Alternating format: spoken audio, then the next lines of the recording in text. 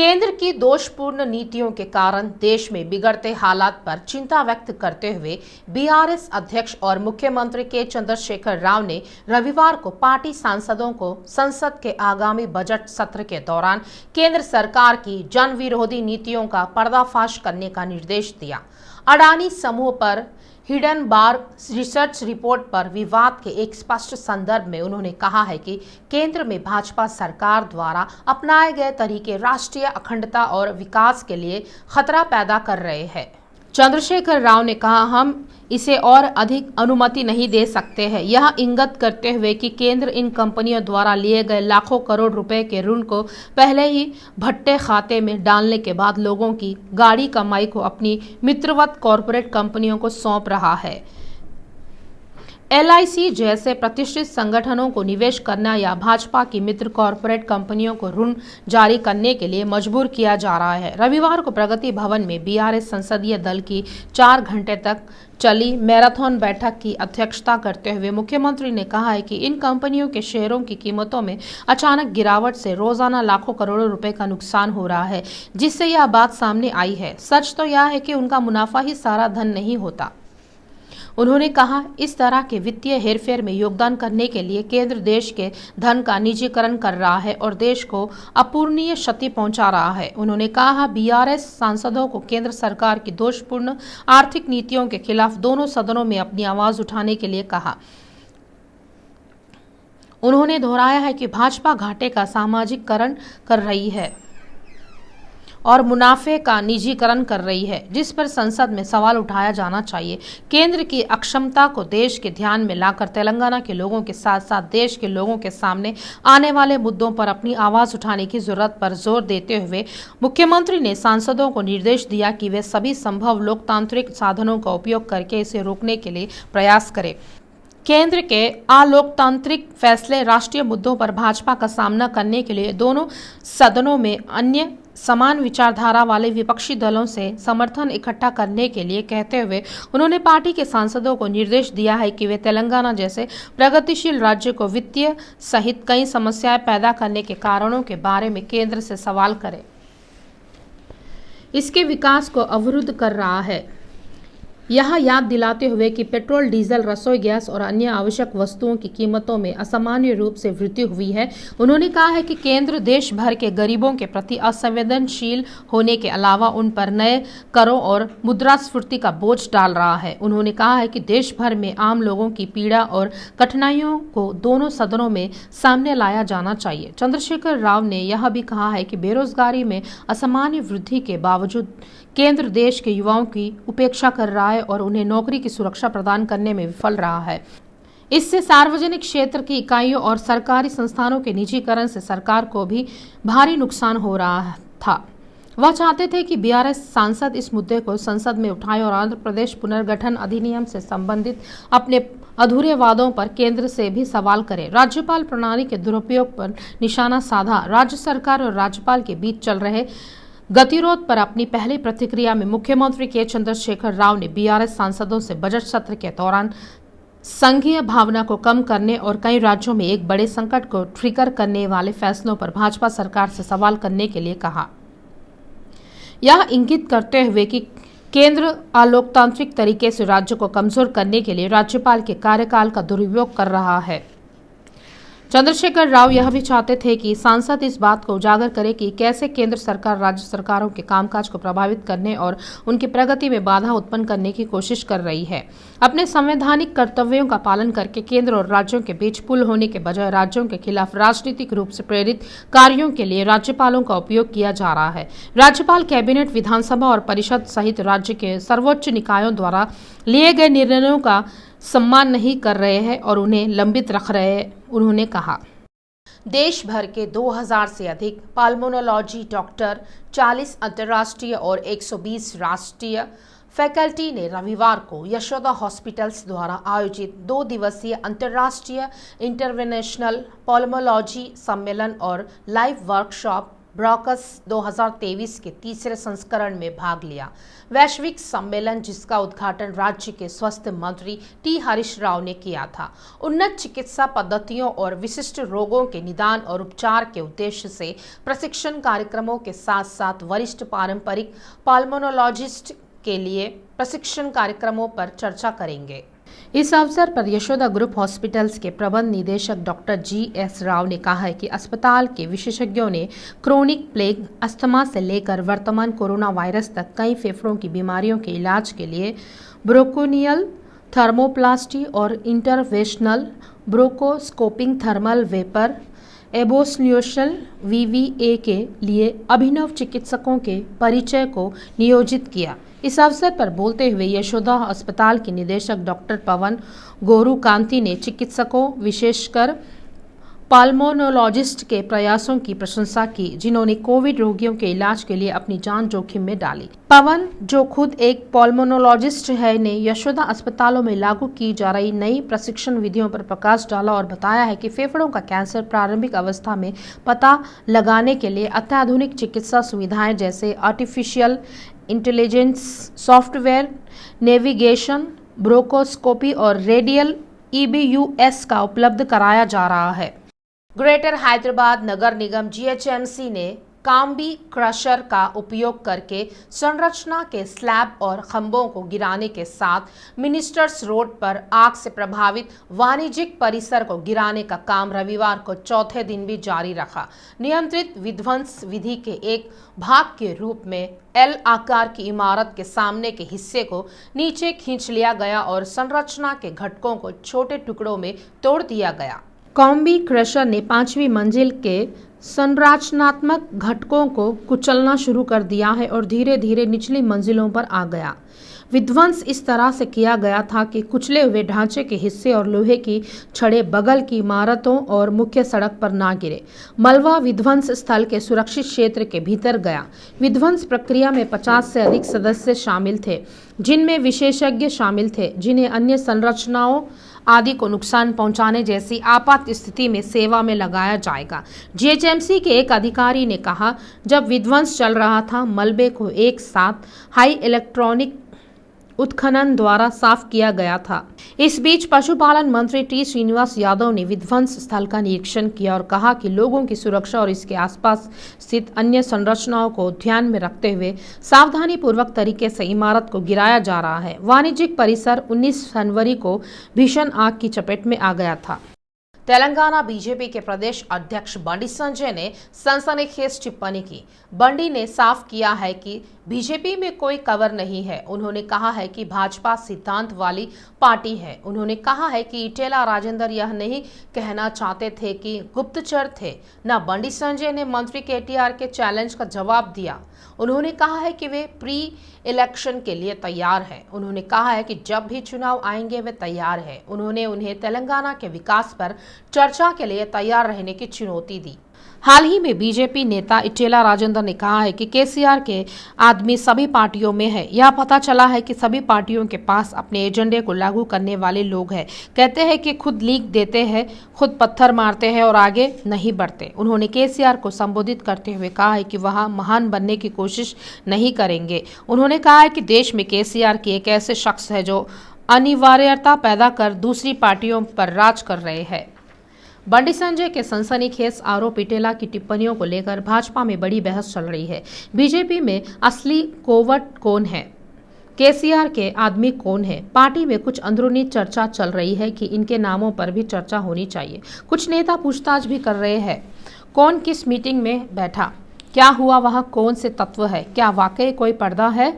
कुछ नेता अंदर ही अंदर बात कर रहे हैं कि अगर अदालतें हैं तो इटेला राजेंद्र को बोलना जरूरी है। इस संदर्भ में बंडी संजय ने आज कहा है कि भाजपा विचारधारा वाली पार्टी है। उन्होंने कहा है कि बीजेपी में कोई गुप्तचर नहीं है, ये सब थ्योरी के लिए काम कर रहे हैं। इसी के साथ कहा जा सकता है कि पार्टी में शीर्ष के 2 नेताओं द्वारा दी गई टिप्पणी में कुछ भ्रम पैदा हो सकता है और कार्यकर्ताओं में भी भ्रम की स्थिति पैदा हो सकती है।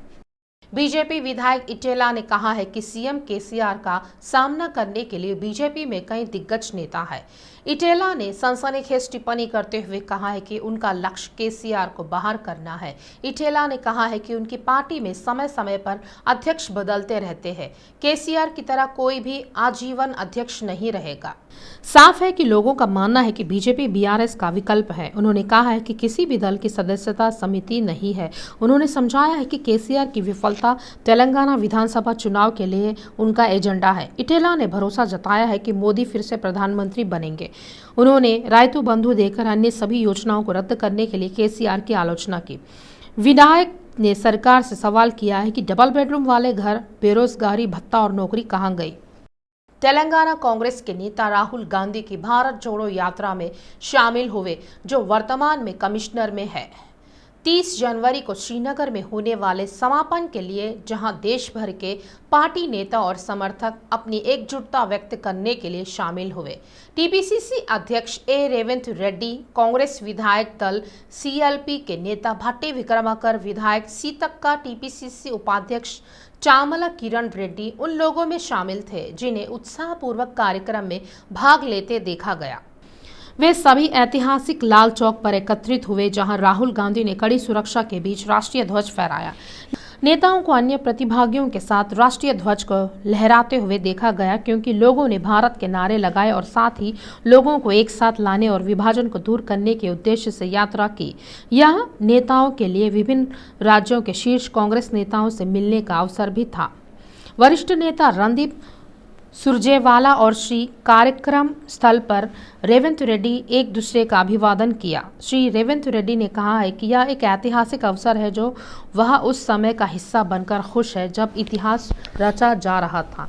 पदयात्रा के जरिए राहुल गांधी 7 सितंबर को कन्याकुमारी से शुरू करने के बाद देश के कई राज्यों के 75 जिलों को पार करते हुए अब तक 4080 किलोमीटर की दूरी तय की है। यात्रा 30 जनवरी को समाप्त होगी और कांग्रेस यात्रा के समापन और एक सार्वजनिक बैठक को चिन्हित करने के लिए एक विशाल रैली आयोजित करने की योजना बना रही है, जिसमें कई नेताओं के शामिल होने की संभावना है। आरटीसी के एमडी सज्जना ने ट्विटर पर टेनिस खिलाड़ी सानिया मिर्जा के बहुस्तरीय विपणन कंपनी क्यूनेट के लिए अभियान पर प्रतिक्रिया दी। उन्होंने मशहूर हस्तियों को सलाह दी है कि वे ऐसे संगठनों का प्रचार या समर्थन ना करें। उन्होंने ट्वीट किया है कि क्यूनेट जैसी मल्टी लेवल मार्केटिंग से देश की अर्थव्यवस्था को नुकसान होगा। हैदराबाद सीपी के रूप में सज्जनार के पहले कार्यकाल के दौरान क्यूनेट सहित कई मल्टी लेवल मार्केटिंग कंपनियों के खिलाफ कार्रवाई की गई थी। Hyderabad airport metro limited HAMLA के प्रबंध निदेशक NVS रेड्डी ने रविवार को प्रस्तावित एयरपोर्ट मेट्रो के अलाइनमेंट को ठीक करने के लिए 10 किलोमीटर के हिस्से का निरीक्षण किया। उन्होंने नारसिंगी अंडरपास, माय होम अवतार जंक्शन और राजेंद्र नगर पहाड़ी के बीच आदर्श स्टेशन स्थानों के लिए विभिन्न विकल्पों की भी जांच की। हैदराबाद मेट्रो रेल की तुलना में एयरपोर्ट एक्सप्रेस मेट्रो में अधिक उन्नत सुविधाएं हैं। वरिष्ठ इंजीनियरों के साथ लगभग 10 किलोमीटर की पूरी लंबाई पैदल चलना और संरेखन के हर पहलू की जांच करना। रेड्डी ने अधिकारियों को हवाई अड्डे मेट्रो संरेखन को इस तरह से अंतिम रूप देने का निर्देश दिया कि निजी संपत्तियों का अधिग्रहण या तो टाला जाए या तकनीक रूप से व्यवहार्य सीमा तक कम किया जाए। उन्होंने कहा है कि आउटर रिंग रोड ORR के रोड अंडरपास का उपयोग विभिन्न कॉलोनियों और सड़कों जहां बड़े पैमाने पर विकास हो रहा है से आने वाले यात्रियों को आसान पहुंच प्रदान करने के लिए हवाई अड्डे के मेट्रो स्टेशनों का पता लगाकर किया जाएगा। रेड्डी यह भी चाहते थे कि कॉरिडोर के आसपास के क्षेत्र में निर्माणाधीन उच्च वृद्धि वाणिज्यिक और आवासीय भवनों को पूरा करने के लिए कुछ अतिरिक्त स्टेशनों के भविष्य के निर्माण की सुविधा के लिए इंजीनियरों को कुछ पहचाने गए स्थानों पर वक्र और ढाल के बिना मेट्रो वायाडक्ट की योजना बनाना चाहिए। उन्होंने अधिकारियों से कहा है कि एयरपोर्ट मेट्रो को पहले दिन से ही सफल बनाने के लिए स्काई वॉक और अन्य पैदल यात्री सुविधाओं को स्टेशन योजना का एक अभिन्न अंग बनाया जाएगा। एयरपोर्ट मेट्रो की आधारशिला, जो सूचना प्रौद्योगिकी जिले को शमशाबाद में राजीव गांधी अंतर्राष्ट्रीय हवाई अड्डे से जोड़ेगी, 9 दिसंबर 2022 को रखी गई थी। 31 किलोमीटर लंबी परियोजना राज्य सरकार द्वारा 6,250 करोड़ की लागत से बनाई जाएगी। तेलंगाना राज्य स्तरीय पुलिस भर्ती बोर्ड TSL PRB ने रविवार को कहा है कि 2022 की चल रही भर्ती प्रक्रिया में प्रारंभिक लिखित परीक्षा PWTS में अतिरिक्त योग्य उम्मीदवारों के नाम और हॉल टिकट प्रकाशित किए जाएंगे और संबंध में उपलब्ध कराए जाएंगे। सोमवार 30 जनवरी से इसकी वेबसाइट www.tslprb.in पर देख सकते हैं। अतिरिक्त उम्मीदवारों की नई सूची हाईकोर्ट के हालिया आदेशों के बाद आई है, जिसमें SI स्तर और PC स्तर की प्रारंभिक लिखित परीक्षा दोनों में कई उत्तरों वाले प्रश्न हैं, जिन्हें TSLPRB द्वारा लागू किया गया है। अतिरिक्त उम्मीदवार और उनके हॉल टिकट जो अब योग्य हो गए हैं, सोमवार को वेबसाइट पर प्रकाशित किए जाएंगे।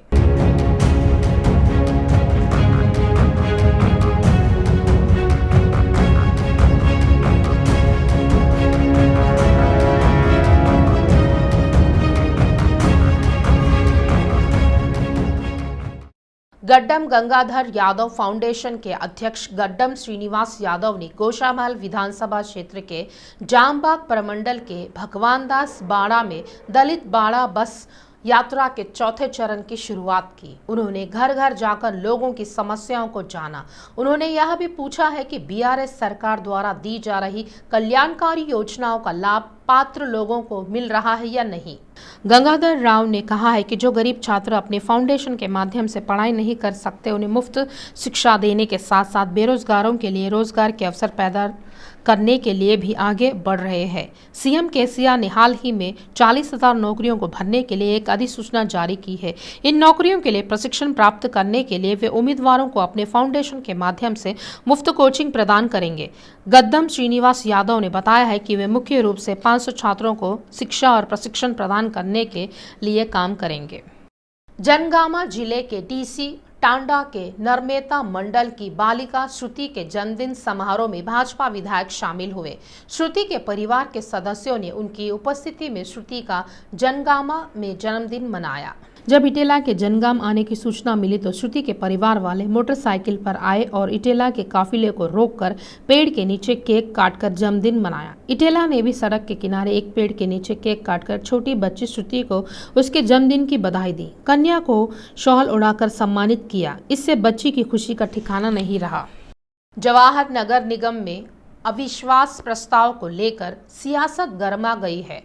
मेयर काव्या के खिलाफ 20 पार्षदों ने अविश्वास प्रस्ताव पेश किया। जिला कलेक्टर कार्यालय में नोटिस तामील करा दिए गए हैं। हालांकि मंत्री मल्लारेड्डी ने मेयर काव्या ओंटेंटू के व्यवहार और उनके परिवार के सदस्यों के व्यवहार के खिलाफ बगावत करने वाले नगर सेवकों को पहले भी कई बार खुश किया है, लेकिन अब स्थिति हाथ से निकल गई है। श्रीधर रेड्डी और संध्या रेड्डी नाम के एक कपल ने CM कैंप ऑफिस के नाम पर बहुत बड़ा फ्रॉड किया है। वे इंजीनियरिंग और मेडिकल की सीट उपलब्ध कराने के लिए करोड़ों रुपए वसूले। मेडिकल सीट के लिए 50 लाख से लेकर करोड़, इंजीनियरिंग की सीट के लिए 10 लाख से लेकर 16 लाख तक कपल्स वसूले। काचीगुड़ा में ग्रोवेल एजुकेशनल कैरियर सर्विसेज के नाम से संस्थाएं बनाई जा रही है और धरना फर्जीवाड़े कर रहे हैं। ऐसा लगता है कि पिछले 2.5 साल से उन्होंने धोखा दिया है और बड़ी मात्रा में धन की उगाही की है, लेकिन ठगे गए पीड़ित 5 माह से उनकी तलाश कर रहे हैं। उसके बाद भी आरोपी नहीं पकड़े गए हैं। नतीजतन पीड़ितों ने पुलिस से शिकायत की, लेकिन पुलिस अब तक श्रीधर रेड्डी और संध्या रेड्डी को नहीं पकड़ पाई। पीड़ित आरोपियों की गिरफ्तारी नहीं होने पर रोष व्यक्त कर रहे हैं। चीन के साथ जारी सीमा विवाद के बीच कांग्रेस के पूर्व अध्यक्ष राहुल गांधी सरकार के खिलाफ लगातार हमलावर है। चीनी सेना के भारतीय सीमा में घुस आने का आरोप लगाते हुए राहुल गांधी सरकार को घेर रहे हैं। भारत जोड़ो यात्रा पर निकले राहुल गांधी पर अब विदेशी मंत्री S जयशंकर ने पलटवार किया है। विदेश मंत्री S जयशंकर ने नाम लिए बिना राहुल गांधी पर हमला बोला है। विदेश मंत्री S जयशंकर ने राहुल गांधी का नाम लिए बिना कहा है कि कुछ लोग चीन मुद्दे को लेकर कुछ जमीन की बात करते हुए झूठ फैला रहे हैं, जो उसने चीन ने 1962 में लिया था। राजनीति के लिए ये सही नहीं है। उन्होंने कहा है कि वे ऐसे हाव भाव व्यक्त कर रहे हैं जैसे ये हाल ही में हुआ हो। विदेश मंत्री S जयशंकर महाराष्ट्र के पुणे में अपनी पुस्तक द इंडिया वे के मराठी अनुवाद भारत मार्ग की लॉन्चिंग पर मौजूद लोगों के साथ क्वेश्चंस आंसर सेशन में सवालों के जवाब दे रहे थे। विदेश मंत्री जयशंकर ने सिंधु जल विवाद को लेकर भी सवालों के जवाब दिए। उन्होंने कहा है कि ये टेक्निकल मसला है, दोनों देशों के अधिकारी इसे लेकर बात करेंगे। विदेश मंत्री इसी सेशन में एक सवाल के जवाब में कहा है कि विपक्ष में कुछ लोग हैं जो ऐसी सोच रखते हैं। उन्होंने ये भी जोड़ा कि यदि आप ये पूछना चाहते हैं कि उनके पास कॉन्फिडेंस क्यों नहीं है, वे लोगों को भ्रमित क्यों कर रहे हैं, वे चीन को लेकर गलत खबर क्यों फैला रहे हैं, इन सवालों के जवाब मैं कैसे दे सकता हूं।